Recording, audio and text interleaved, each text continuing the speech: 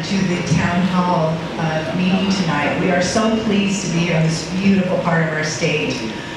My name is Pat Jones, and I'll be facilitating this Town Hall meeting. This is our third Town Hall meeting. We did in Brigham City.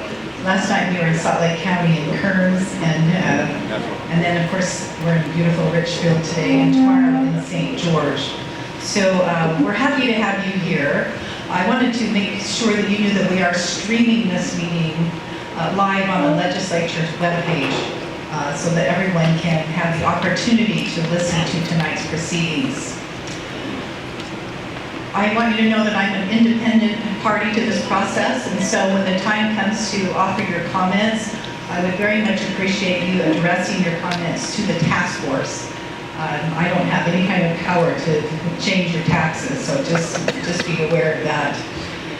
I'd like you, first of all, to turn to your neighbors, to your right and left, and introduce yourselves if you don't already know each other. Just say hello. Yeah.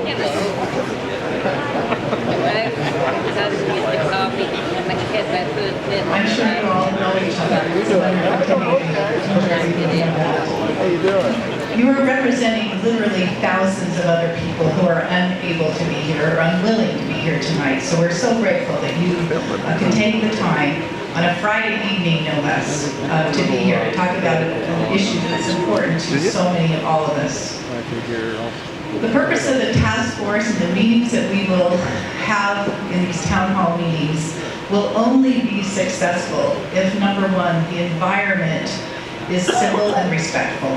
And I have no doubt that will be the case here in Richfield area. And secondly, if you desire to contribute your ideas to find solutions. The open house that was held prior in the back, hopefully you had a chance to go through and review the information about why we're here tonight.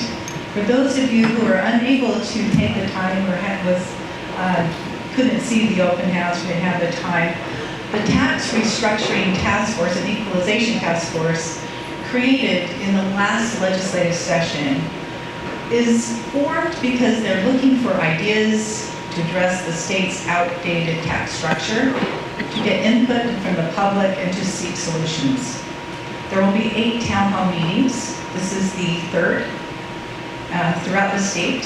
The information gleaned from these town halls will be used to offer up to the task force and eventually to the full legislature at some point. After the 30th, which will conclude all of the town hall meetings, there will also be meetings on Capitol Hill, and you can either attend those meetings at the Capitol or you can go online and actually watch those as well. We want you to be engaged as much as possible, not just tonight, but continue the engagement that you are doing tonight. This meeting is scheduled for 2 hours. We've agreed to end promptly, so sometimes people like to linger and still ask questions. We welcome that. We just would hope that you would do it outside of the building so that we can honor the commitment that we have here in this building. This is a public meeting. It will be video recorded. And if you do want to stay involved, we're hoping you do, please visit the following website: strongerfutures.utah.gov. That will have all of the information you would like on it. You can actually give comments online and continue your engagement. The restrooms are right here, the most convenient of any venue we've been in so far. So tonight's format, we will start with 5 minutes total to introduce and have self-introductions of the task force and also some legislative staff. And then we'll have 20 minutes of a video, some information background from some of our staff. We will follow that with a 45-minute comment period. Some of you have written comments where you would like to come up to right here at this microphone and have a minute and a half and state your comment. And then I'll give you more instructions in a few minutes. After the comment period, there will be a Q&A session where people can ask questions and the task force will respond to that through the chairs. And so at this time, I would like to have everyone on the task force. We'll start with the chairs there. It looks like we'll go with Representative Quinn, and we'll go around the room and have you introduce yourselves. Thank you. Representative Tim Quinn, I represent Wasatch County. Park City, and Vice Chair of the Revenue and Taxation Committee in the House. Lincoln Gilmore, Senator from Salt Lake County. Gary Cornett, a retired faculty member from the Business School at Brigham Young University. Kurt Collimore, Senator from Sandy Heights. Mike Schultz, I have the opportunity to serve in the House of Representatives. I'm from a small town in Hooper, small town in Weaver County called Hooper, and then also a small business. He even pronounced Representative Briscoe, Salt Lake City, and a little piece of South Salt Lake. I've been on revenue and taxation for 9 years. I spent 33 years in public education. My name is Christine Gilbert, and I'm a legislative attorney and staff for the task force. My name is Senator Lyle Hilliard. I'm from Logan. I've been in the state senate representing most of Cache Valley and beautiful Maryland. I'm Representative Francis Gibson. I've been chosen to be the co-chair of this committee in the House, and I'm going to represent Ableton, Springfield, and parts of Springfield. I'm Alex Yarnick, tax policy analyst for the legislature and providing staff support to the task force. Ryan Hunter, also a nonpartisan tax policy analyst for the legislature. I'm Senator Karen May, and I represent Kern, West Valley, and Taylorsville, and I'm a minority leader in the Senate. I'm Steve Young. I'm a state tax attorney at a law firm in Salt Lake, living in Farmington. My name is Phil Dean. I'm with the Governor's Office of Management and Budget. I'm affiliated with this conference. So we will now take about 20 minutes for a video and some slides from staff to give some background. It's okay. We get a smaller piece of the pie, so that's when we got to take the opportunity to speak. Well, since first. Brainwash. Our two representatives.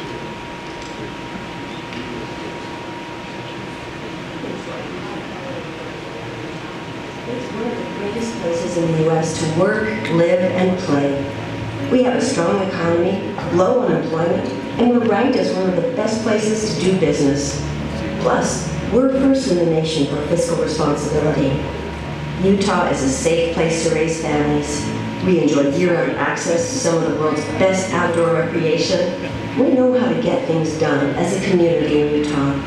We have a shared understanding that we come together to solve challenges. Our history of working together with a sense of vision, leadership, and foresight has led to our current high quality of life. But now our state is facing new challenges, and we need to start planning for our future. Our children and our grandchildren are now having kids, plus new families are moving to Utah. And so our population has been growing rapidly, and our demographics are shifting, and we're expected to nearly double over the next 40 years. All this growth is affecting housing affordability, creating more traffic congestion, generating air quality challenges, and putting pressure on our schools, recreation areas, and public safety providers. To maintain our quality of life and keep up with the coming growth, we will need to responsibly manage investments in critical government services and infrastructure. Simply put, even though our revenue is growing, income tax revenue is now outpacing sales tax revenue. With our current revenue structure, income tax can only be used for education, while sales tax pays for everything else, including additional education and transportation funding. While a growing income tax is good for education, at the same time, demand for non-education spending will also increase as Utah continues to grow and becomes older. With more fuel-efficient vehicles, electric cars, and the rising cost of transportation infrastructure, the gas tax is not keeping up with our mobility needs. In addition, advances in technology are causing our economy to shift. In the past, people bought more goods, which generates sales tax. Today, more and more goods are being replaced by software and services. CDs and DVDs are now streaming subscriptions. Mobile phone apps have replaced radios, cameras, calculators, paper goods, and so on. Back when people were buying lots of goods, sales tax generated enough money for programs and critical services supported by the general fund. The money we used to spend on these goods, we now spend on services, many of which are not taxed. As a result, what's going into the general fund isn't reflective of our changing economy.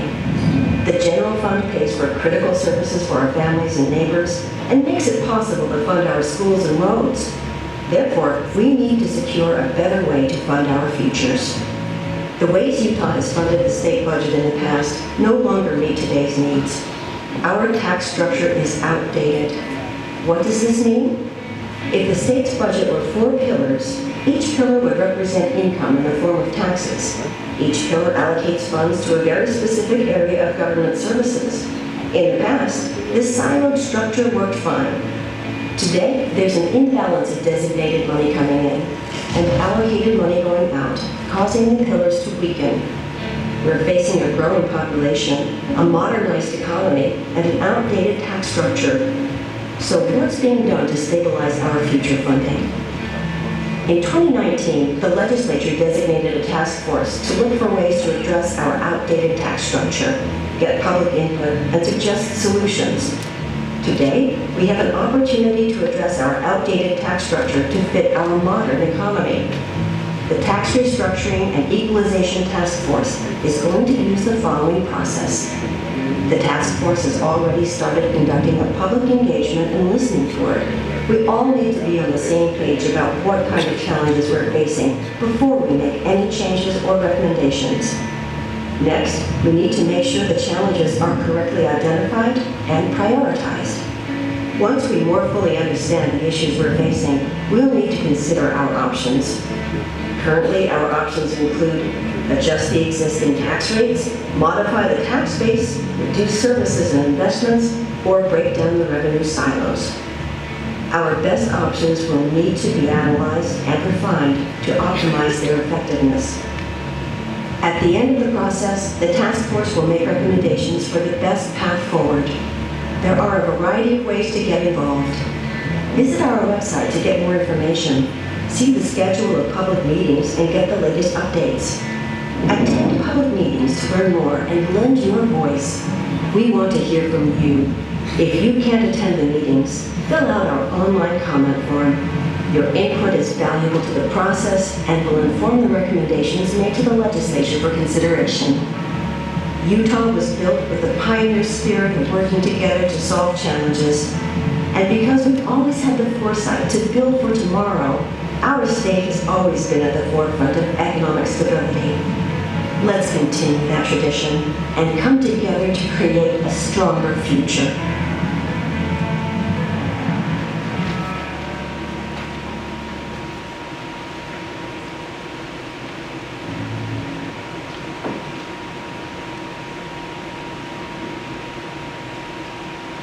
Okay, we now have just a few slides that we're going to go over. It's going to give a little bit of additional context to either side of the video.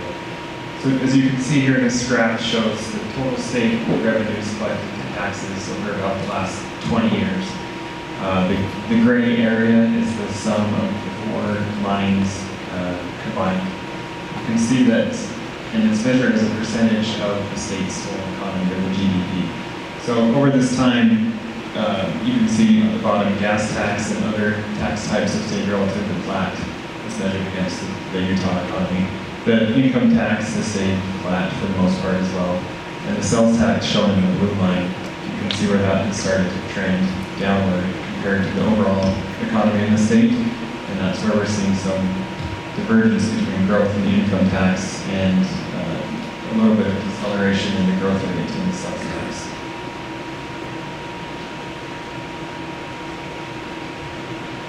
This chart shows total state expenditures per capita, so total spending by the state divided by the population. And you can see on the top line, that's total state spending. You can see the increase from 2000 to 2018. However, the bottom line is that same figure if you subtract out education spending and spending on transportation. And you can see that without those 2 areas of investment from the state, total state spending since 2000 has remained relatively flat, increasing approximately 0.25% a year. But where the bulk of the new spending has come is in the form of spending on education and transportation study.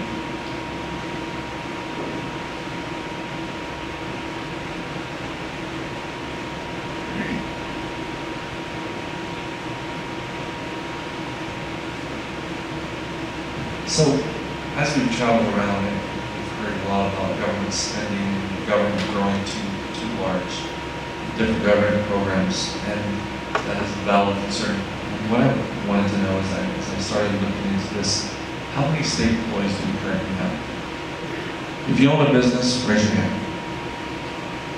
I would argue, just keep your hands up if you agree with this statement, that your employee expense is the biggest expense in your business. That's typically the case in most businesses, paying salaries and benefits or whatever you may pay your employees. That is the whole true within the state as well. In the year 2000, we had 8.9 or almost 9 employees for every 1,000 people, residents within the state. As of 2017, we were down to about 6.6 employees per 1,000. So that's almost a 30% increase. A lot of that happened in 2008. Employees retired, they weren't backfilled. And so what we're finding is that we have fewer employees, but yet we have 900,000 new people in that same relevant time from the year 2000 until the year 2017. Now there'll be some out there that will say, well, that's still too many, we need to get more. And I appreciate that stance, but now let me just ask this question. How many of you have either retired from or currently work for a government agency? Whether it be a state government, local government, county, city, school district, anything like that. And so you'll find that we have lots of different people, in some areas more than others, that will work for the government or work for some form of government entity. But with regards to state, you can see that we are actively reducing our spending with regards to manpower.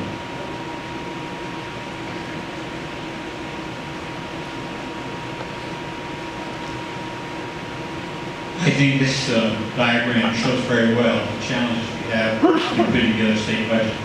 You'll note on one extreme is the property tax. Property tax is not levied by the state. It's a local assessment, and about 2/3 of it goes for public education.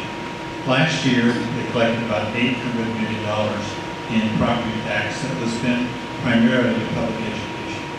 You'll see on the other extreme is gasoline tax. Currently about 30 cents a gallon by the state, and you'll see that we collected about $500 million. To give you some idea, the budget last year for transportation was $1.7 billion. We had $500 million from all the sales tax on gas, just the gasoline tax. Then the legislature a few years ago, and we can see how far we were getting behind road construction and road needs, took about $650 million out of sales tax and transferred it over. The argument basically was that's about the amount of money raised in the state of Utah from the sale of cars and other related items. So just putting it over there in the roads. In addition, we get about $500 to $600 million from the federal government, 1.7. I can tell you that's not keeping up with what the demands are for upkeep and maintenance and expansion of the roads. On the other seat, income tax. Last year, income tax raised $4.4 billion, and that was given all to public ed and higher ed. Then if you look in the middle, as explained, sales tax is really the lifeblood that you spread however you need it across the state. You'll notice the general fund last year raised $2.7 billion, almost half of what the income tax raised. I've been in legislation for quite a number of years, and for a long time, this sales tax, our general fund, was quite a bit larger than the income tax. This has just changed in the last few years.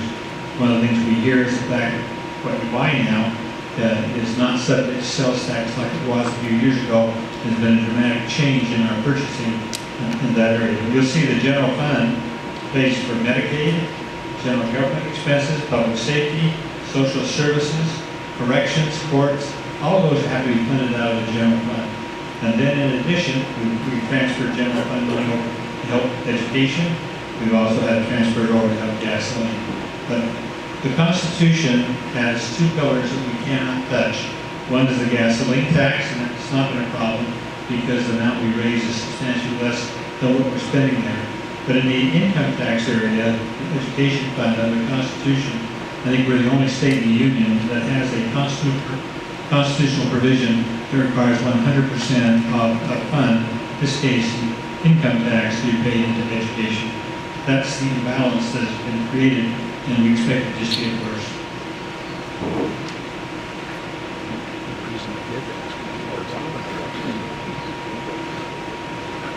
So finally, we're in the next section of this, this last slide. There are people that are asked, what we've heard so far on the tour, why are we doing this now? Why does this have to be done now? And I think the long answer is that going all the way back to the early heritage of Utah, people have done hard things, and they've prepared for the future. They've had a propensity to look out forward and see what's coming our way.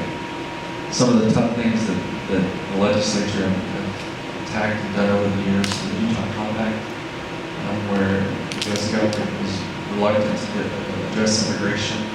The state of Utah has worked diligently in doing that. More recently, the Utah Compromise of the LGBT community, non-discrimination, and finding a delicate mix between non-discriminatory practices and religious liberties. Operation Rio Grande and the homelessness issue in Salt Lake.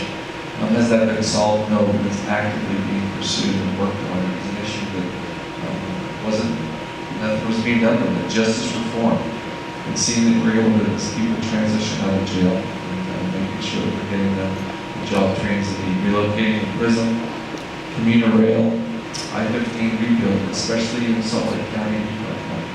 It's a lot different drive when you go on I-15 and you go north, or from those who live in Wasatch County as they travel south. The airport remodel, Salt Lake Airport is a major renovation in terms of size and the amount of traffic that will come out. The thing that people do not really look at is reservoir and water infrastructure and planning. We're actively doing that now. It's not something that's very sexy, but I will tell you that the growth that's happening in the water that we have currently is because people looked forward and they saw that the growth was coming. They made predictions and they made investments into water and infrastructure for that. We have lots of water infrastructure that needs to be repaired. And it's going to take continued effort to look at that as we plan for the future of more people are coming. Save Utah app and looking at teen suicide, whether rainy day fund. When the rainy day fund was created, it was not popular. The education community said it's raining now, we need to spend all of that money. Just as a quick story, I was elected in 2008. My first session was 2009. Did any of you receive financial hardships in 2008 like most of the world? It hit. We were $750 million in my first session in the legislature. I was a rookie trying to find out where the bathroom and the Coke machine was and all the good important details about being a legislator. And I had one of my colleagues tell me, this is going to be an easy session, Representative Gibson, because the answer is no, we have no money. We had a rainy day fund that helped the state of Utah become one of the quickest states to recover from the recession. It's because people that predated me and other legislators made that hard decision to start putting money back. We have a AAA bond rating because we've been able to look forward and weather storms. We have the national parks. It's important in this part of the world. The national parks have our beauty. When the federal government shut down, national parks did not. The state government stepped in and said, how do we keep these open and keep tourists coming to our part of the world? Finally, very successful Winter Olympics. All of these are things that the state of Utah come together, both legislatively and with its citizens, and very make hard decisions and make future-looking decisions. We are in a good spot financially. As we talk about options tonight, I don't want anyone to think this is how we receive more money, but it's more how we diversify where our money comes from. And eventually having a tax break or a tax cut while diversifying that. This will be a very difficult issue. We come to you as a task force, actively wanting to hear your input and taking notes. So if you see me looking at my phone on a fact or writing notes, we're actively listening to what you have to say tonight. And I think that as we continue to go along, and to look forward to this big issue that's coming at us, we will be able to come up with some solutions collectively that we could talk to and see. And I think it's your turn, Mrs. Jones. Thank you. We wanted to thank Sevier County and the Fairgrounds. What a beautiful facility this is. We want to thank you for hosting the task force tonight in this town hall meeting. I also wanted to have any elected official, if you don't mind standing up, just to let your constituents know that you're here. If you don't mind standing. Elected officials. Thank you, many. That's impressive. Let's give them a hand.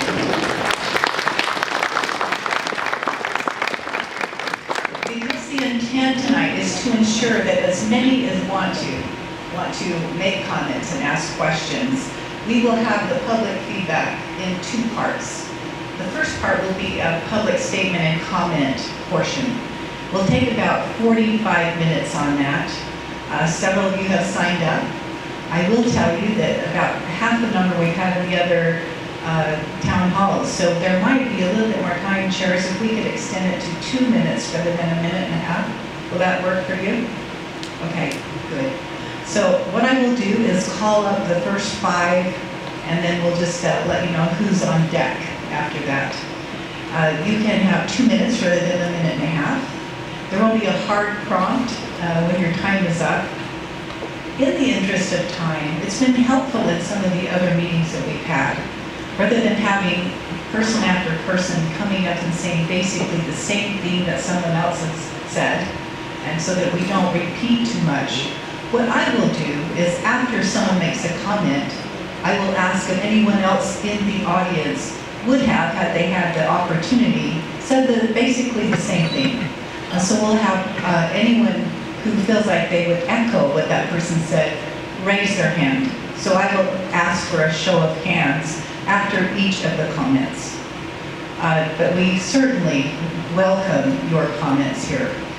We also would love for you to submit your comments in writing, and we will make sure that those are recorded. There is legislative staff here if needed to answer some clarifying questions or comments. And we will ask you to come up to make your comments in the order that you put your name down. The legislative staff will have a timer up on the screen. I guess we'll need to make it 2 minutes, and we'll just proceed from there. So let's call up the first 5, and I think what I'll do is also call the next 5, just to have you on deck, and we can save a little bit of time that way. We'll start with Rodney Hurd. Rodney, Richard Barnett, Commissioner Ogden, right? Okay, thank you. Tom Muehlberg, Gordon Ballow. Then the next 5 will be Stoney Olson, Mike Styler, Kay McKiff. It's hard to read this name, Arcade. Is it Niels? Scott Nickel, and John Byers. And we'll stop there. Let's start with you. Go ahead. My name is Rodney Hurd, and I am the president of Sevier Education. I'm the president of the Sevier Education Association, and I represent teachers in the county. Since I'm first up, I'd just like to thank you for being here and coming and know what they need. Our ask is, if you shift the taxing burden, please don't shift it down to the rural counties where we're all scrambling for the few nickels that we have down this way. And the other ask is that we need a stable, ongoing funding for education, because the number of students and the population in Utah will continue to increase. Thank you. Sir, thank you. Anyone in the audience would like to raise your hand that would echo what Mr. Hurd has just said? If you would raise your hand. Several. Thank you. Let's go to the next person. State your name, would you, and where you live. Dr. Richard Barnett. I'm the senior member of the Richfield City Council, and tonight representing the Utah League of Cities and Towns as a board member on the league. Welcome to Richfield. Glad to have you. First, a statement from the league. We recognize the task force's challenging assignment and that your focus is on funding of state government. As local elected officials, we support an examination of the tax structure in order to ensure long-term sustainability and provide services and infrastructure to our residents. We respect the role of state leaders in addressing the structural imbalance in state revenues, and we're committed to collaborate to help find an outcome focused on sustainability. A stated objective of the task force is that of revenue neutrality. For state government, revenue neutrality is kind of a more straightforward calculation. However, Utah cities have diverse tax structure bases, and the impact of rate reductions or rate increases or the tapping of heretofore untapped sources will likely have very divergent ripple effects, particularly in rural Utah or on our rural cities and towns. So we ask you to be careful. Revenue neutrality at the state level doesn't necessarily translate. A couple of things in the short time I have left. It would be really nice for this task force as you go forward to find a way, I know this was addressed in Salt Lake County last night, to find a way for we as local officials to be able to utilize the property tax and utilize perhaps cost of living increases in the property tax that we can do without having to go through truth and taxation every single time we need to pay more for services. We don't control the sales tax or the sales tax rate.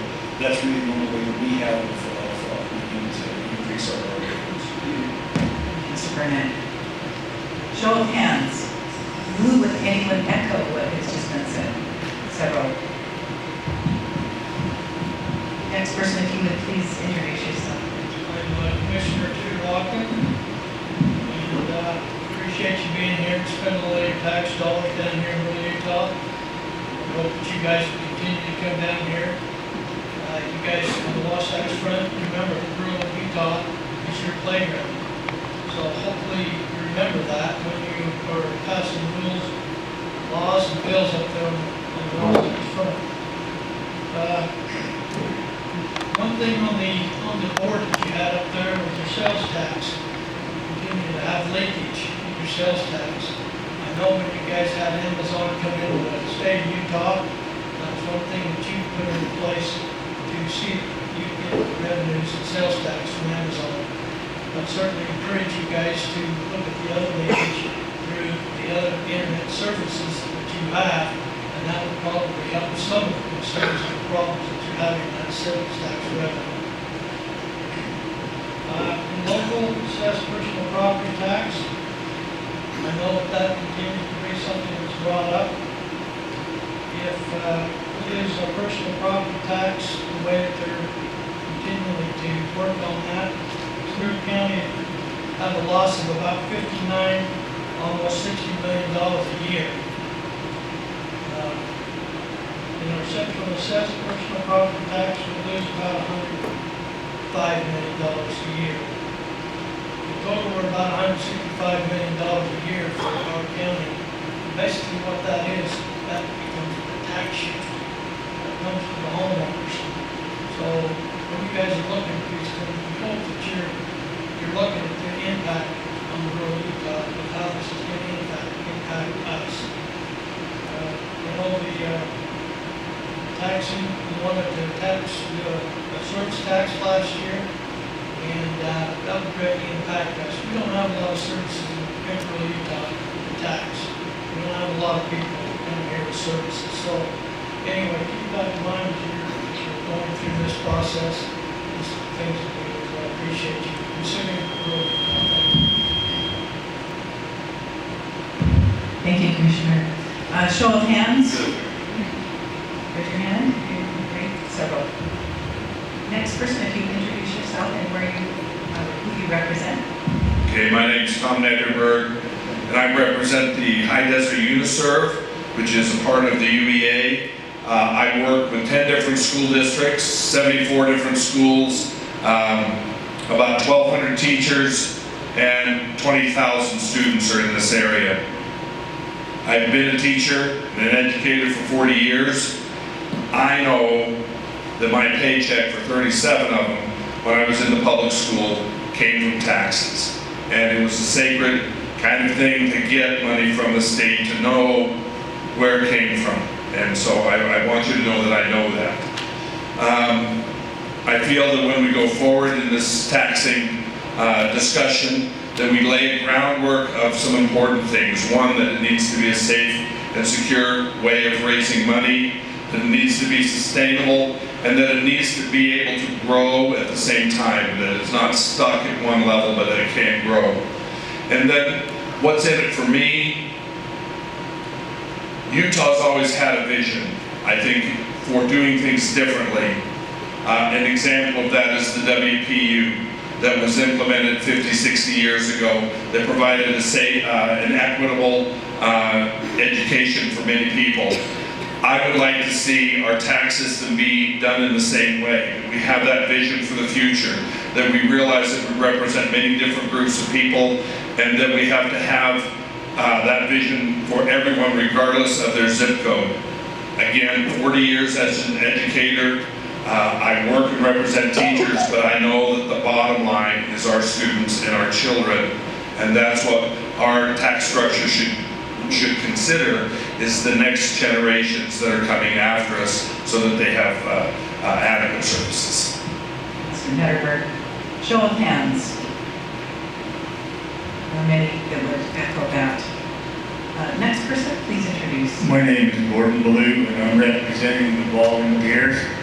I was personally involved in getting the backcountry horseman program started in this area. I've been a guide for the jamborees we put on, which brings in a tremendous amount of money for the county and Richfield City here. I just really wonder, sometimes, like when we had the parks shut down, there's volunteers like myself and many others in here that could step in and take those positions without getting paid a penny. By backcountry horsemen, we built Tosh Campground. We've helped on these jamborees. Volunteers, all volunteers help. We do it because we love what we do, and it helps the economy where we live here. And there's one thing that really bothers me.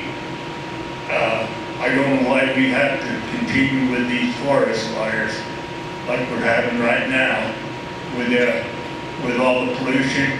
We were trying to get a power plant in Sigurd, and they shut us down. We have the coal mine right up here, which I'm proud to retired from there a year ago. We could have supplied all the coal for the power plant right there. But then we turn around and we have these forest fires that I'll guarantee that power plant could run a lifetime and not created the pollution that one of these forest fires did. So maybe we need to look into more volunteer help in these government programs. Thank you. Thank you, Mr. Ballou. Any show of hands on that one? Several. Introduce yourself. My name is Tony Olson. I'm an attorney out of Moroni, in Sandy County, and I know you've heard from a lot of attorneys at other meetings, but I wanted to focus a little bit on part of my practice, which is helping workers compensate, helping injured workers who are injured at work. I work a lot in the workers' compensation field, and I know there's a proposed tax on services, especially professional services. And I would like to suggest that these taxes, if they are passed, they come directly out of the people who are injured. At least in my case, they would come out of the injured workers' pocket, which is, and they already get very small awards that are adequate. And these awards are not taxable under the income tax, so the legislature has made them basically smaller in compensation for those taxes. And if that sales tax is imposed on them, that directly comes out of that. Plus, there's a lot of other issues which other members of the bar have discussed previously, and I won't reiterate them. I did want to point out that the Supreme Court earlier this year legalized collection and sales taxes over internet purchases for pretty much everything, even without a nexus in the state. So I am not sure if there is a problem with the sales tax anymore. There should be a great influx of funds that might perhaps solve some of the issues due to the fact that almost all internet taxes or internet purchases are now possibly subject to sales tax. So that we might be a little bit premature in seeking to expand in ways, and maybe a problem that will fix itself. Thank you. Thank you, Mr. Olson. Show of hands on that comment. Several. Mr. Steyer? Thank you. I'm Mike Steyer. I'm a farmer from Miller County. I think I'm representing some of the Sevier River water users tonight, and I've been asked to come make some comments on behalf of the Utah Water Task Force.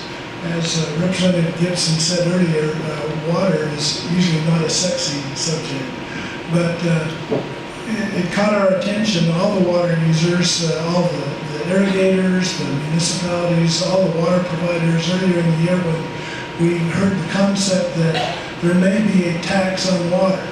I think we're backing away from that now, but we're very concerned with that because the water belongs to the state. And those who use the water just have the right to use it. So that you have probably received a handout. Steve Clyde, I think, maybe brought it to a meeting last night. I brought the same handout tonight. That was put together by the Utah Water Task Force. The other issue we're concerned about was there is a 16th cent portion of the sales tax that is set aside for water. It was interesting how that came about. Years ago, we were worried about the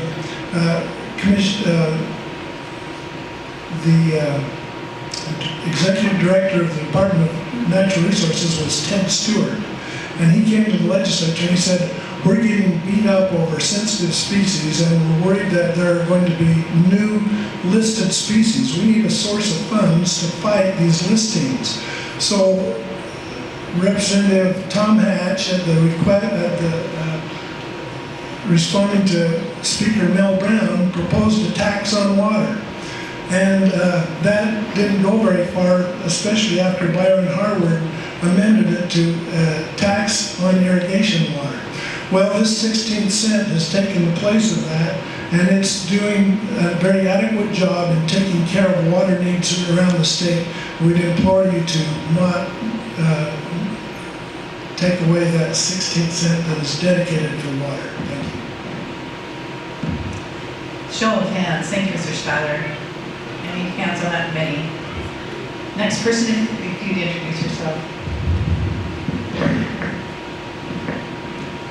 Thank you very much. I'm appreciative that you would come to Richfield and hear our comments. So thanks for being here. I was in the legislature in 2007 when we had a great year. We were riding high and we thought we ought to do something. So we reduced the sales tax on food from 4.7 to 1.7, and that has stayed. And now we find ourselves in a circumstance where we need money. We look in many sources.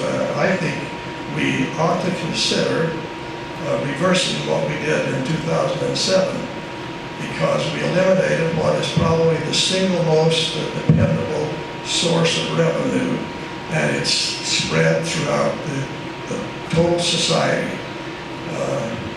That would solve the problem which we now face. It's so easy to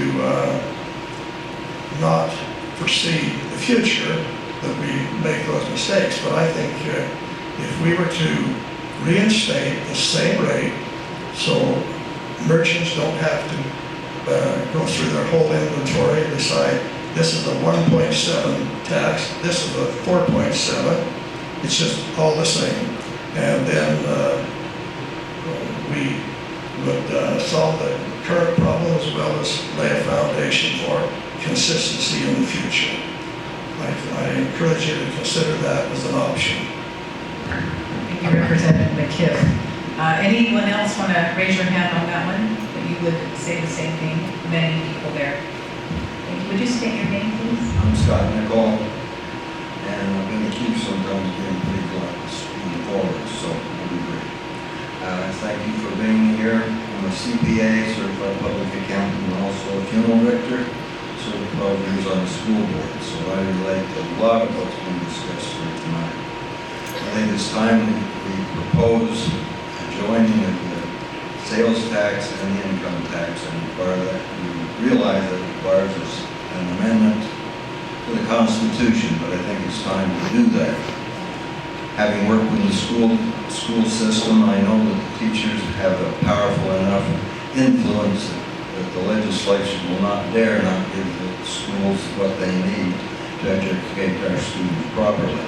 It also gives the legislature the right to put the money where it needs to be if they combine those two together. Being in the industry that I am, sales tax on services strikes me in both industries. The areas that you're talking about is potentially putting sales tax on for services of doctors, lawyers, CPAs, etc. Those are services that people don't really want to have, that they're forced into it. And so that's basically forcing them into a point to pay sales tax that is not elected. It is not effective to enforce. Trying to enforce home businesses that should be subject to that type of sales tax is not effective. So it's not efficient, nor is it enforceable, and it's definitely not fair because all won't pay. The last comment on centrally assessed property being a CPA, the state tax commission has been way too lenient in making adjustments to centrally assessed property in the counties. They need to protect the counties and not be lenient to those businesses that are getting special benefit. Miller County, in our area, they just reduced the assessed value of our power plant by $111 million. That affected our sales tax substantially. Thank you, Mr. Nicole. Property tax. They say that two things are guaranteed, death and taxes, and you're here to tell both, right? Okay, we'll go to the next one. Thank you. Would you introduce yourselves? R.K. Nielsen, probably most of you know me at room. I'm a retired school teacher of 30 years, and I see the brochure and all the stuff up there. I saw it every year for 30 years. Promise, never got anything. That was for the teaching aid though. My point is, and I have talked to several legislators, I call them regular, and that's the seller's discount.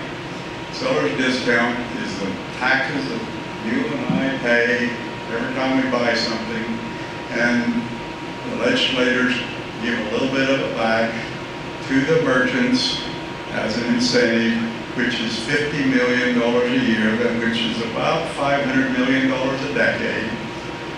That's been going on for a long time, and I know Mr. Gilliard, and I don't agree with it. It's an incentive already hit him. But when we start talking, want to close in loopholes, and we talk 50 million, 500 million a decade, I think it's something we need to look at. What it boils down to, so you know, if you buy a $25,000 automobile, it's $25 tax that you pay, somebody else gets to keep. The other one I'd like to talk about, citizens try and get the legislative handbook. You can get it, it has everybody's name in it, it has their picture, it has everything, numbers.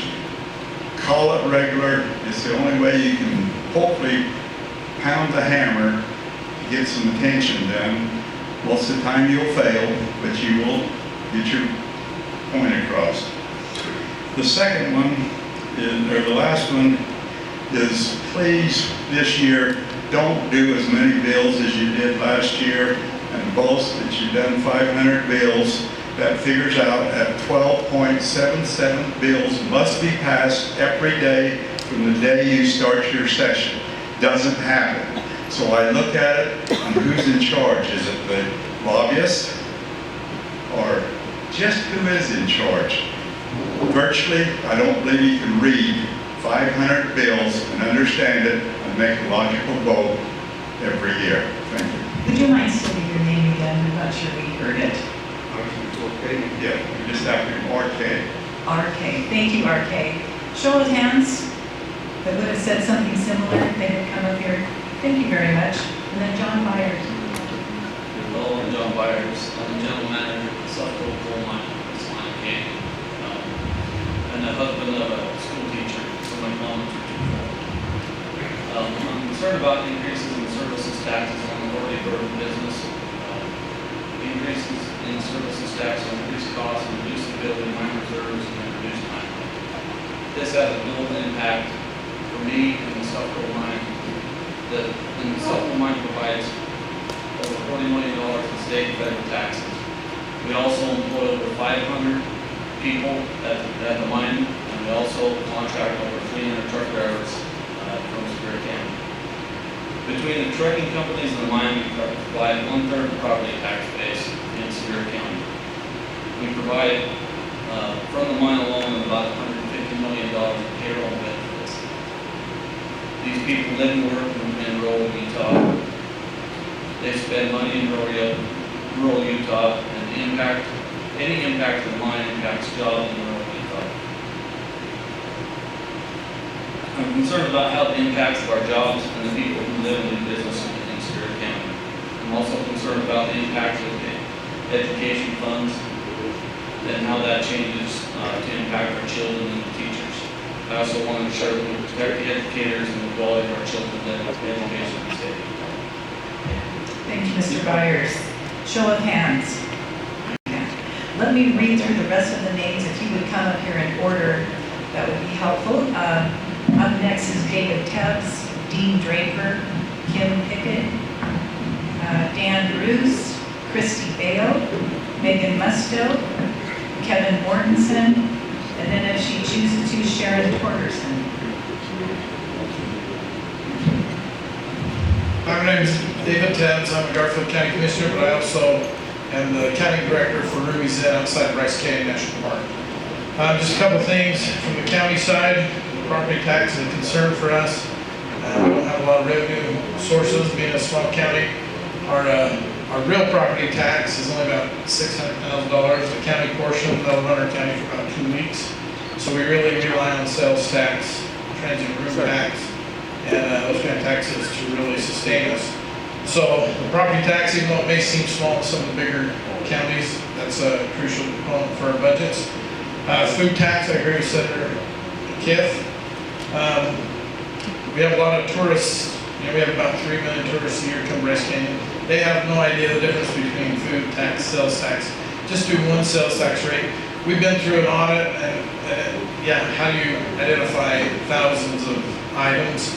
And which one's at 3%, which one's at 4%? So abolish the food tax and just tax food the same. One thing I'd like to talk about is compliance. We want to tax, but there's nothing really big changes for compliance. I met with Commissioner Valentine. He said the return on an audit is 3-to-1. We pushed for compliance in our county. We've adopted a business license ordinance that requires them to turn in payment confirmations. Please work with the tax commission. I know they're working on a system right now that will give us more information that we can see who's paid, who's current. We can help them in maybe targeting areas that need audited. Tax services, I agree with that too. I concerned in our county, we may have one doctor, one CPA, one attorney. We're not going to be revenue neutral. Please consider the small counties and provide an option to provide revenue neutrality for our counties, somewhere in the formula, so that we are not left empty-handed at the end of the day as this money's transferred to Wasatch Front to take care of Wasatch Front problems. We need those sales tax dollars in our small counties.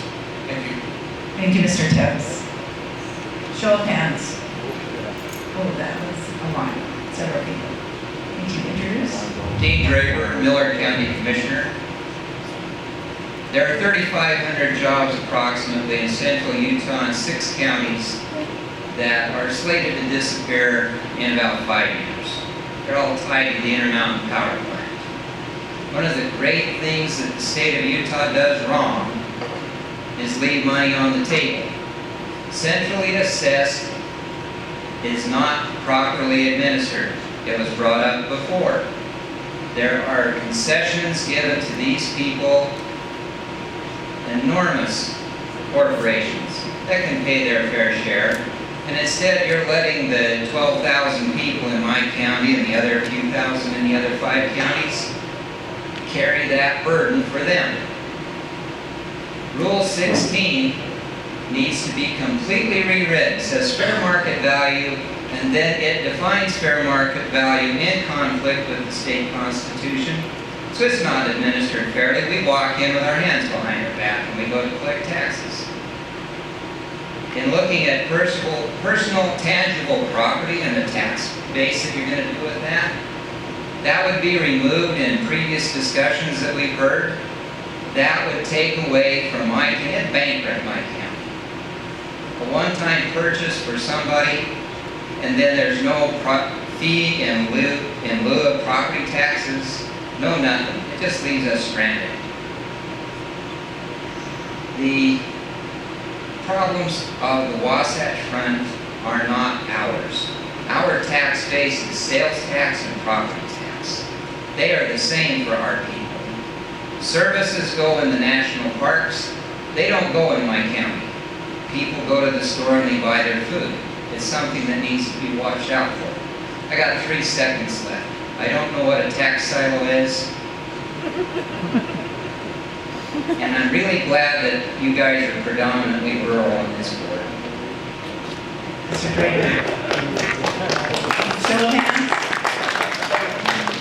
Right, thank you very much. Next person, would you state your name? Ken Pickett, small business owner, and I've been on various boards. Quickly, as you approach this, don't make it more complicated that it costs more to collect the tax than what you bring in. We've done that before at times. And the other thing we have to recognize is that even though we're saying we're going to tax services, the bottom line is it's not the attorneys or the doctors or the beauticians that are paying the taxes, it's the taxpayers. We're all paying that. So we got to make sure we keep that idea and keep that in mind. Having been a small business owner now for 30 years, having collected the taxes for 30 years, and having been audited many times in the system, takes a lot of time, a lot of burden. So please be aware of those small businesses that you're looking at maybe taxing. They don't have the expertise, nor do they have the time to have to deal with all that, okay? And see, you've got to watch that so there's a balance, okay? The other thing that's important too, I am on the school board, and we want to make sure that the funds are available to educate our children. That's a very important thing, and keep track of that. And let's not play the shell game of moving it over here, moving it back there, saying we're going to bring this in for transportation, or we're going to bring this in for education, and then move it around. Let's be straightforward about that, because that's important. But I think the most important thing again is a real example was my mechanics used to have to pay $5 or $6 for personal property tax on their tools at work. And I brought that to Governor Huntsman's attention. The legislature passed it, changed it, and put a amendment there because I says, how much does it cost to collect that $5? $12. So I just keep that in mind as you're doing this, especially with some of these smaller businesses. If it's a beautician, if it's a lawn care business, don't put that burden on them just for that reason. My other concern is you say you're going to lower the rate and spread it out amongst a larger group, but then it gives you the opportunity to come back and raise it up and hit us all. So be conservative and let's watch our expenses. Thank you, Mr. Pickett. Show of hands. You're very agreeable. You're saying good stuff. Okay, let's go to the next person. Hello, I'm Dan Bruce, citizen, small business owner in the healthcare field. Just want to speak about healthcare tax. This is probably more of a national comment than local because the healthcare field is nearly 100% regulated. What I bill for my services comes through Medicare law, through CPT codes. So what I bill with neighboring clinic bills and what neighboring clinic to them bills is all the same, adjusted regionally across the country. So a tax to the healthcare field in my field is a net decrease of whatever that tax rate is to my revenue. Because I have no way to pass that on to my consumer. It's a set tax. I can buy my building and I can decrease my overhead. It does nothing to lower the cost to my consumer because it's regulated by federal law. So as you're looking at that, and there may be other fields that suffer that same regulation on a federal level. As you're looking at that, look at the impact that that's going to have to those providers and make sure you're looking beyond just that dollar coming in there and what it's doing downstream. Gas tax, I think, is a fair use tax, but it unfairly hits the rural area because of commutes. My office is about 23 miles from my home, and then from there I travel to patients' homes, and there are long distances to travel, maybe over Wayne County, 72 miles one way, that unfairly attacks those rural communities because of the distances between their appendages. So thank you, appreciate you coming down, hope you enjoy your stay in the fresh air that we usually have short of the fires going on. Thank you, Mr. Bruce. Show of hands. Any? This is Tom. My name is Christy Gal. I'm coming to you, one, as a resident of Utah, two, I'm a small business owner, and three, I'm the current president for the Utah Association of Realtors. So wanted to take just a minute and come from that perspective as a small business owner, the cost of managing taxes on service and transfer fees is a burden. As a realtor, of course, we have a major problem in our state for affordability in housing. Over the past 5 years, our affordability has increased 55%. We have a huge burden. We are now paying, on average, $657 more a month than we were paying 5 years ago. So we have a lot of our kids leaving the state because of affordability issues. Another thing with real estate, we're at about 19% of our gross product in the state with real estate.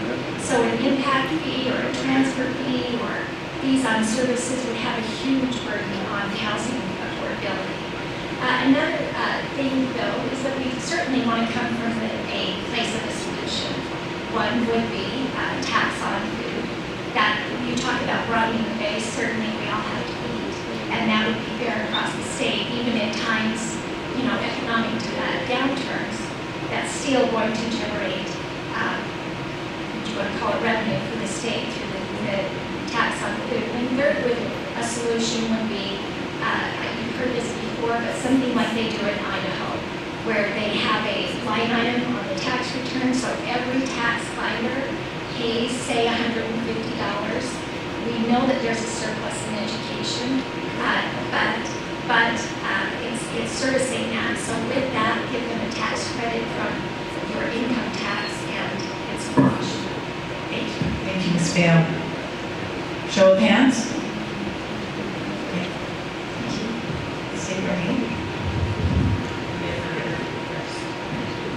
Megan Musto. I am an attorney, small business owner at a law firm, and then I also own a product-based business. So I deal with service and sales tax. I want to thank you for visiting Richfield and providing time and input regarding the change in state tax policy. As a business owner and attorney, I support prudent review of tax policy and, where appropriate, reasonable and fair modernization of that policy. There are, however, unique and important public policy reasons why lawmakers should not impose a sales tax on legal services. First of all, there may be constitutional problems in taxing a person's ability to retain counsel in certain circumstances, such as defending themselves in criminal defense, taking money from workers' compensation. Unresolved questions as to the constitutionality of the proposed legal tax on legal services, which the state of Utah may have to then spend money to litigate and spend taxpayer funds on that litigation over the next several years, would negate any increase in tax. Further, there are additional reduced access to the courts, violations of the U.S. Constitution supremacy clause, breach of confidentiality burdening the right to counsel, discrimination on taxing some professions while accepting others, as well as burdening rights guaranteed in the U.S. Constitution and the Utah Constitution, which states in Article 7 that only the Supreme Court of Utah shall govern the practice of law and not the legislature. So, I don't want legal services taxed, but there are solutions that is beyond taxing services. We could look at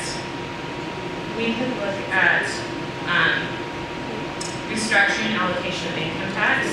That is doable. Just because it's in the Constitution doesn't mean you can't amend the Constitution. We could create a luxury tax. We could increase the grocery tax. We could increase tourism-related tax sources. We can make the construction work current and effective. There are a lot of ways to do this. Thank you for letting us all speak, and thank you for traveling down here. We really appreciate your time. Thank you, Ms. Musto. Show of hands. Introduce yourself. My name is Kevin Mortensen, small business owner. Listen, first I want to point out the fact that everywhere this has been tried, you've got warnings from governors of other states that have said, be wary. Service taxes are cumbersome failures. What they've done in other states is they've created a huge cash economy. Look at North Carolina. They thought they were going to get $900 million in revenue based on their income taxes. What did they get? $300 million in revenue, and income taxes went down because they created a cash economy. What you're going to do is you're going to kill the small home-based businesses, or you're going to push them underground. One of those two things is going to happen. There's no other way around it. Second, this is a bad idea. That we don't have a revenue problem. They just proved on through this presentation that we have plenty of money, but we have an allocation problem. The governor's going around saying that we need to broaden our base, and I'm going to tell you right now, the worst thing we can do as citizens is to give the government permission to broaden its base. It's already too big. We want you to streamline things. I think we have we would be unanimous in this audience to tell you, if you want to do the hard things, go back to the state and streamline the budgets that we already have. Streamline the things that we're already doing, for one. I know you've got a couple of examples that you did. Two, education. You give any responsible businessman $8 billion, and they can educate our children and pay teachers triple what they're paying. A private industry, 50% of your revenue goes to labor, but in education, it's 20%. You know why? It's because they're mismanaging our money. There's so much redundancy in education that we're losing billions of dollars.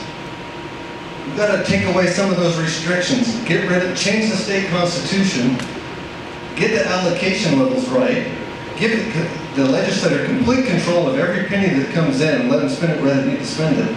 And that's where you'll solve your problem. Go do the real hard things. This isn't that hard. Go really fix the problem. Thanks.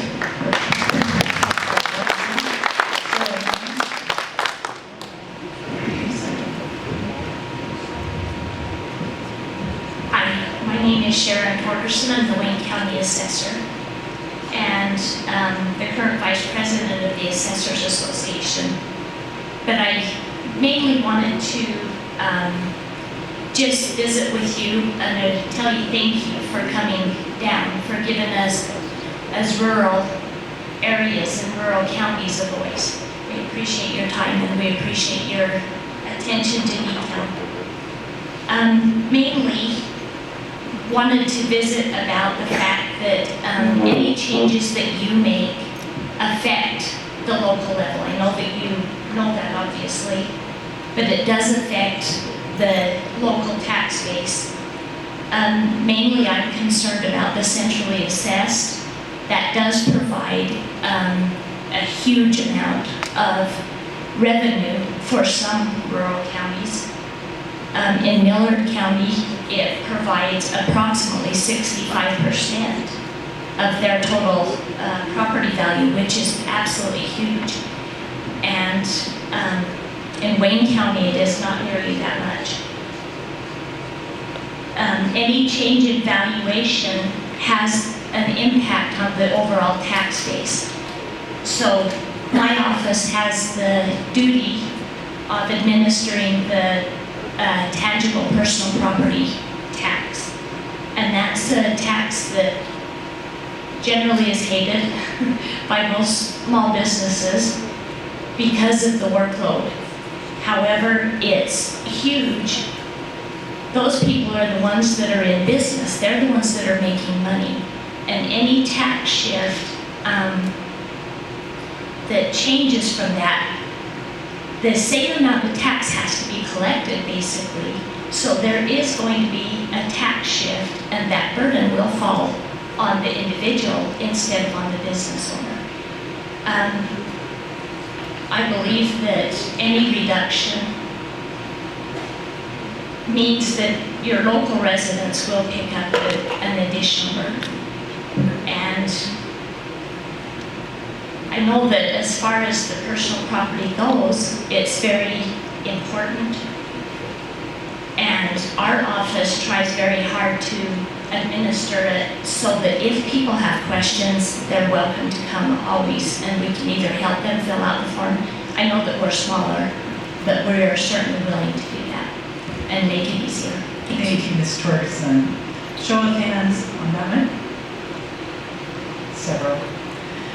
We do have a couple of extra minutes. If anyone would like to come up and take, maybe 2 minutes, has everyone had a chance and an opportunity to make a comment? We'll give you 2 minutes. Will be our final. We have 2 more. That would be it, the ones that are standing up. So the 3 of you will have, let's make it a minute and a half. Okay, thank you. I own a small taxi here in town. The only taxi we have in the valley, and it does supply to 6 counties. But taxing on that would be in order to keep that taxi in business around here.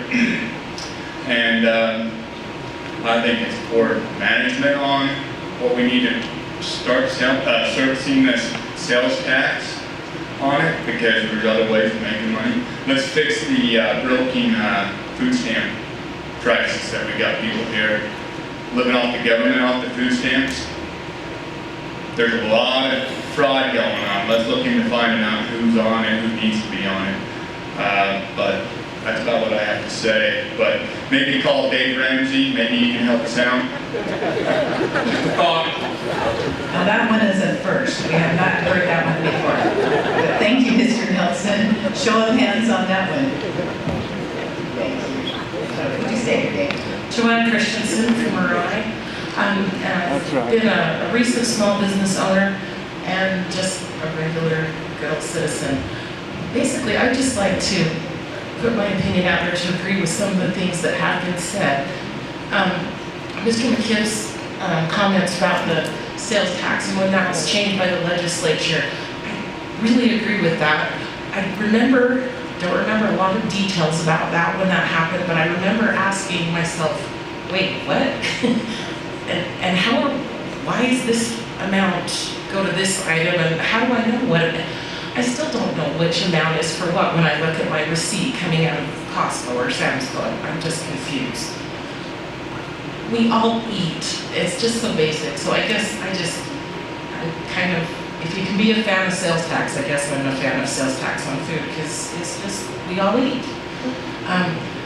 My other concern has also been mentioned, which is about taxing services. I guess what that pops up in my mind, and I'd like to hear more about, maybe exactly what services or what constitutes a service so that I'm better informed.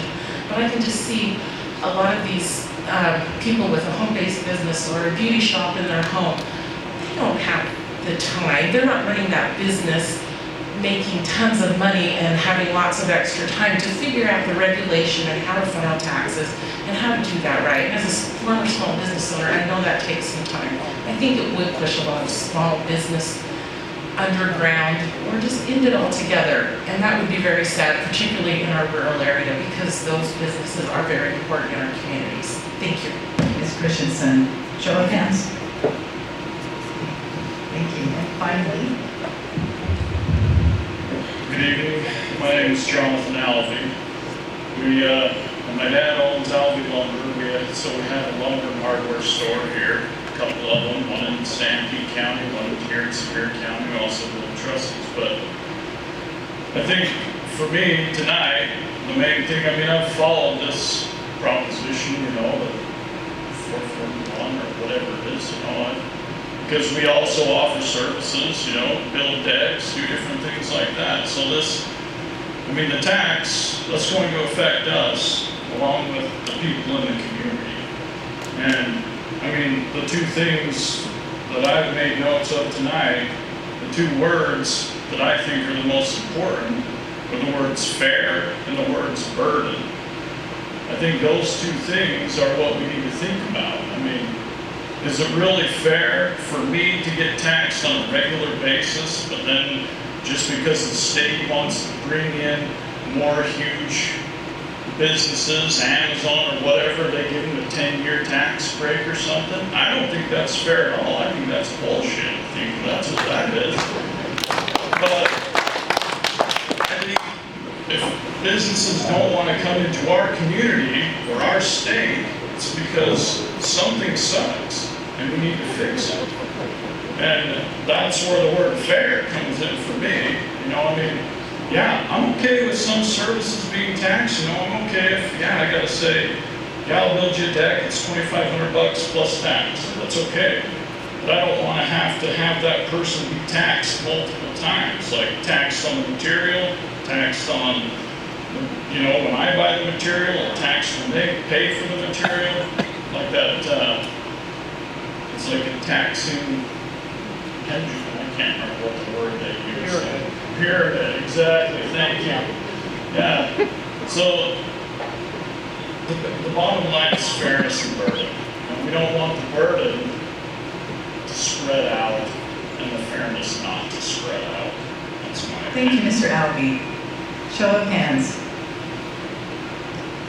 I love this community.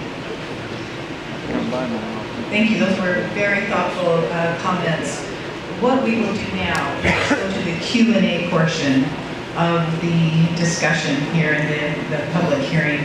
We're really grateful for those of you who are here and for offering constructive ideas, and hopefully that you will be able to think of more questions and some answers and suggestions that you might have. The task force members will answer the questions from the question cards that some of you wrote before you came here. They are available. I think we might have a few more opportunities to answer if someone would like to walk back and go ahead and ask a question on a card and bring it to me. Someone will bring it to me. I have been asked to state the questions and pose them to the task force members through the chairs, Senator Hilliard and Representative Gibson, and they will call on a member of the task force to answer. The questions typically have been bundled. In this case, they seem to be a little more random tonight. So we'll just ask them as they came. Finally, tax issues are some of the most complex issues and challenging of all the issues that we face. And that's why this task force was formed. And so rather than kicking things down the road, there is a desire to hear from you, some constructive suggestions and ideas from you. And so now it is time to hear from you, from your questions, and have some answers from the task force. So I will start with the first question, and I believe we'll start with Chair Hilliard. Shall we start with you, and you can divvy this out. Here is the question. Why do we need a sales tax on almost everything we purchase and on services beyond where our existing taxes go? Are you trying to put us in the poorhouse, especially those of us on Social Security? Thank you for that question. I'm going to give that to Senator Fillmore. I told Marty before, let me just make a comment. When we got the plan of doing these town hall meetings, one of the things we were warned about is that crowds can get out of control. And it's been really great. You've been really great. I'm just glad to be here and hear that. But when we talked about locations, I said, no, wait a minute. Richfield, I say, if they're like my Cache Valley friends, they all carry guns in their trucks. You probably even have pitchforks in your trucks. But glad to have you here. I'm going to turn that over to Senator Fillmore.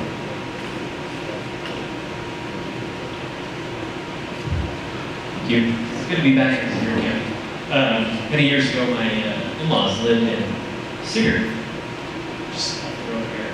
Spent many a weekend making that drive and just enjoying the people down here. And that's been reinforced again tonight. This is our third one of these.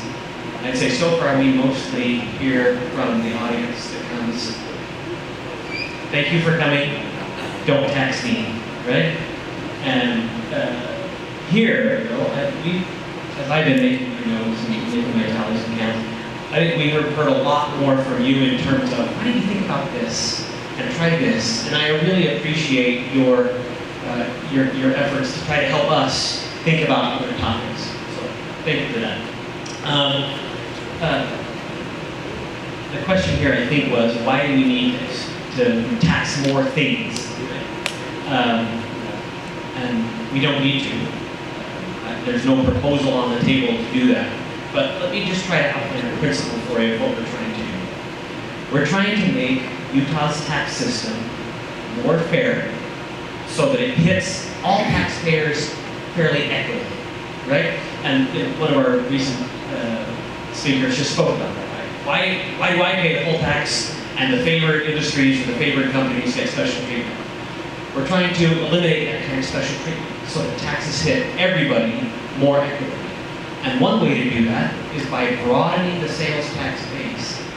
And if you can lower the sales tax rate at the same time, then you can make the taxes more fair, more simple, and more light. Those are all three good things when it comes to taxes. The sales tax is one of the more regressive taxes that people pay. That is, people at the low end of the income scale pay more of their income on sales taxes than people at the high end of the scale. And that's for several reasons. But when you look at it, the lowest 20% of earners pay about 20% of their income in sales tax. The highest 20% of earners pay about 1% of their income in sales tax. One way to make that more fair and more equitable is to broaden the base to include things in the tax base that currently aren't taxed, but that are typically paid for by people at the high end of the wage scale. Lawn care, massages, boutique cosmetic surgery, things like that, that when you have a lot of money, you can buy, and when you're a normal person, you typically don't buy, right?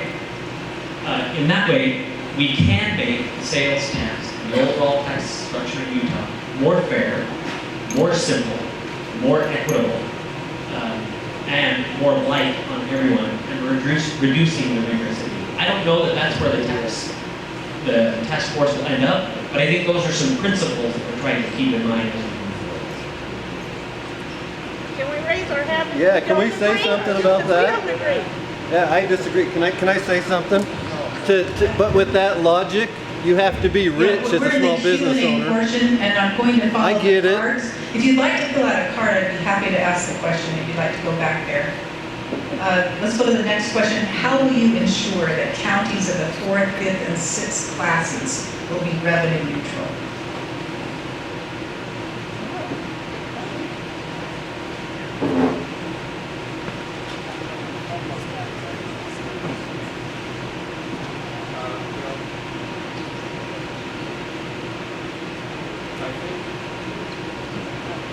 They obviously didn't teach me microphone policy at Brigham Young University. I think that the rural counties have a very valid concern about changing the tax base and the consequences for the rural counties. I'm wise to tell you what the solution would be to protect that, prevent that from happening. But I believe this group is in tune enough with rural counties to understand the need you have to be held as harmless as possible. Let me give you an example. Rural counties in Utah are the ones that benefit the most from the education funds that are transferred to school districts. Uniform School Fund primarily comes to rural counties. That's an example of the state being aware of the problems of low taxes and low values for property. And I think that same logic, that same concern would be appropriate for this commission to consider, and I'm confident that they will. Again, I'm not going to promise you that there won't be challenges, but at least I think all of us are hearing what you have to say about that concern.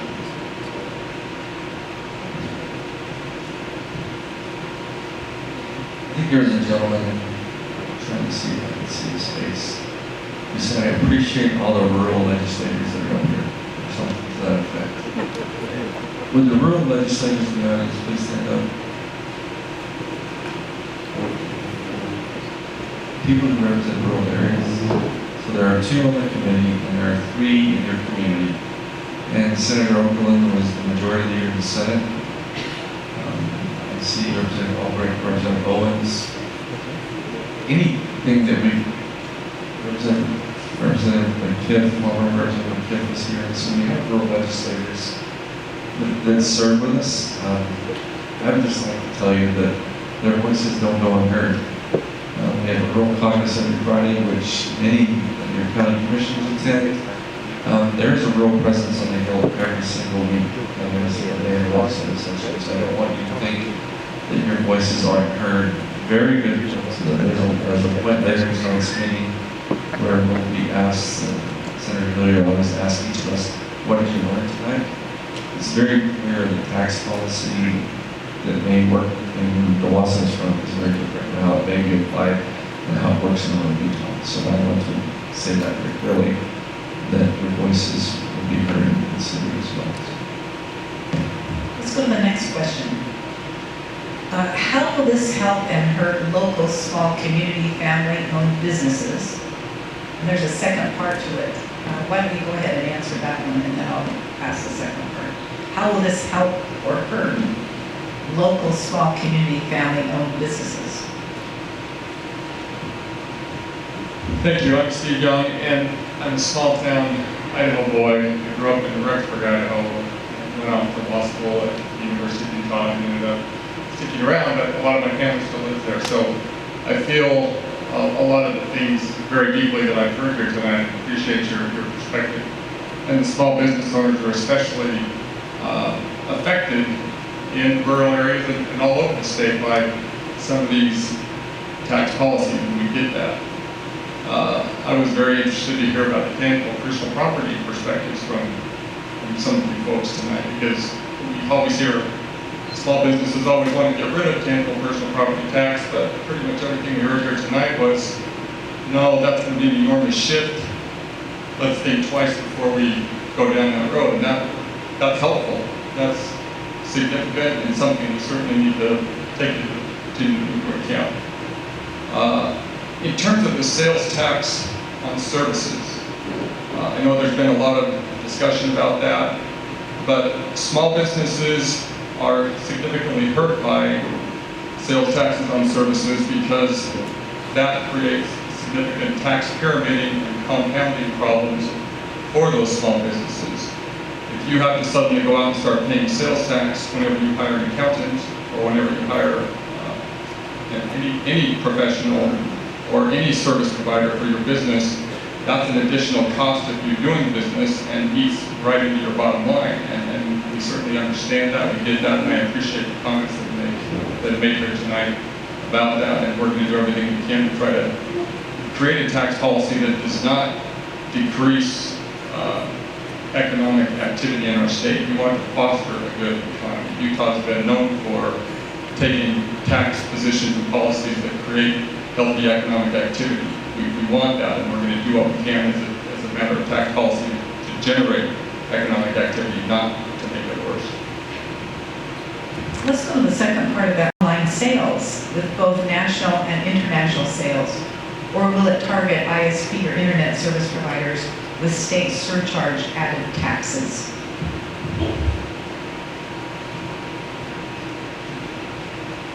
As you probably know, under a Supreme Court case, they held that we could not force an out-of-state collector to collect sales tax on items sold in the state of Utah unless they had, legal term is nexus, unless they had a connection here.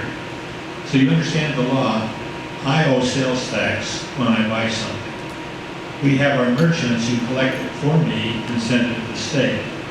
So that doesn't discharge my output, but it does because they take care of it for me.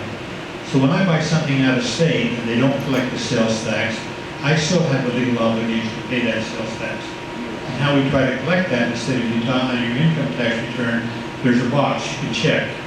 And you say, yes, I bought this item, this item, this item, therefore I owe X number of dollars of sales tax, and I pay it. Last time I heard they figured it was $130 million owed, and we collect $200,000. Because you just can't enforce it, can't collect it. What we're talking about is a Wayfair case that changed that. Instead, just doing economic businesses in the state is enough to collect nexus. Now, let me give you a couple of warnings, because there's been some real feelings this is going to suddenly turn the whole page, and we're now going to collect all this money from us as we buy things out of state. First thing, when John Valentine left the Utah State Senate to become the chairman of the State Tax Commission, one of the challenges he had was to try to negotiate with these out-of-state merchants to see if we could get them to voluntarily do that collection. John was very successful. Amazon, some of those companies you've heard about, all made that agreement to come in the state of Utah. I won't get into the legal details. So quite a bit was already collected before the Wayfair case. The second problem with the Wayfair case is just the enforcement issue. The South Dakota case had a requirement, I think, you had at least $100,000 worth of business or 200 sales, something like that. So if you're really a small merchant, and say in Preston, Idaho, and you're selling items, and say you sell $50,000 worth of items to Logan, the Cache Valley, you still wouldn't have to collect it even under Wayfair decision. So you've got the question of finding and collecting. The other thing is when we do our budget, our staff sit down and figure out in October of each year and make recommendations with the governor's staff, work together, and come up with revenue projections in December for July of next year through June of next year. So they have to guess what the revenue is going to be for, in fact, 6 to 18 months from that date. They take into considerations of all those things, including the fact that we've been making these agreements, we got the Wayfair decision. So a lot of that projected new money coming in is already included in our budget. And so there'll be some. We don't know exactly how much it's going to be, but and we'll take advantage of that because we think that I look at it from the business side. I've got a friend who has a business, he's in Logan, says he sells appliances. Says people come into my shop all the time, they look at the appliances, they measure, take numbers, and walk out. I know I'll never see them because they'll go home and order it online and save the sales tax they'd have to pay. And that means my Logan merchant doesn't get profit to pay his employees or property tax or all the things that make us go. So I've always looked at it more from the business perspective to make it fair and fair trading. So that money will come in, whatever it may be. A lot of it's already programmed in. We're glad for it. That does solve one of the big problems we've had. And other big problems, obviously, switching from buying goods that are subject to sales tax to the services that are not. And that's how we're spending our money.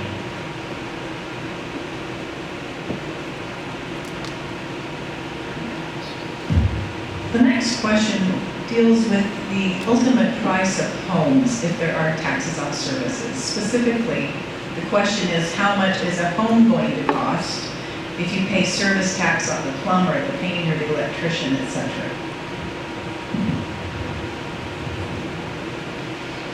Thank you.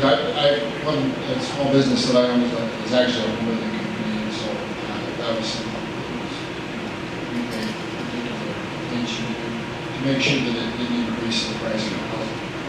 The proposal that was out there, and this was just originally one of the proposals we're here, it's a new day, and just getting all the feedback, but the proposal out there actually lowered the sales tax rate on sales tax by 3%.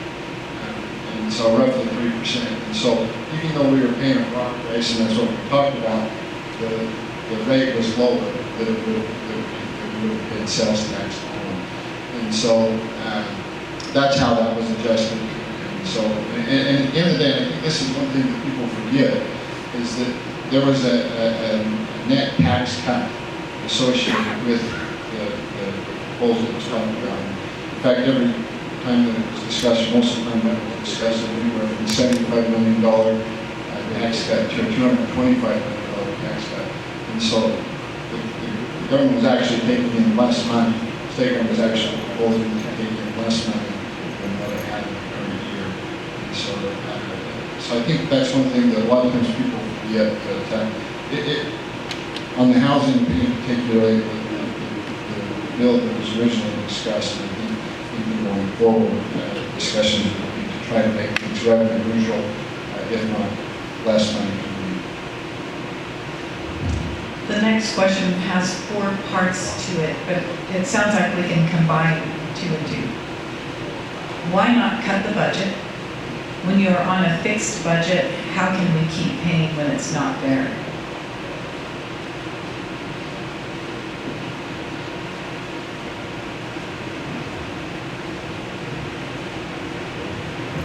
give us the governor's office.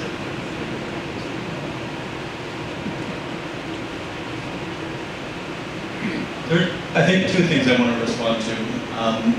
One, in the governor's office management and budget, probably about 6-7 years ago, Governor Herbert kind of changed and reoriented a lot of what we do in our office. So we have our budget function, but we have a whole section of our office that we use to go work with state agencies to improve the efficiency of state government. And we've, I think, achieved some very significant successes with that. We also still have more work to do, and we're going to continue to do that. So I think the first point is continually looking at improved efficiency and continually looking at ways, and we're very open to suggestions on ways that we do that.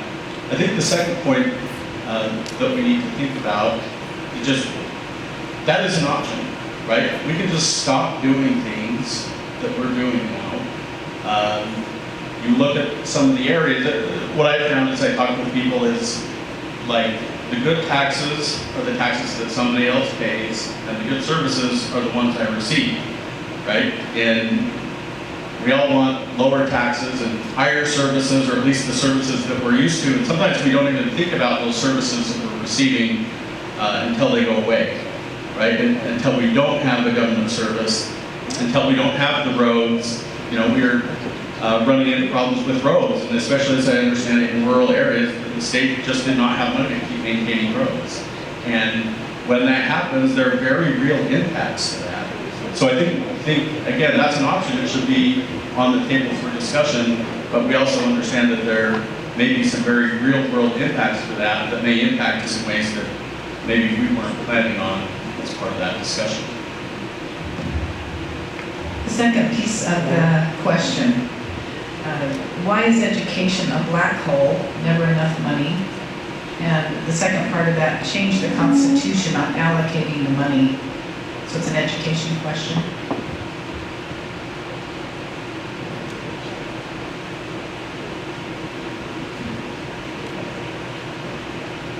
Why is education a black hole?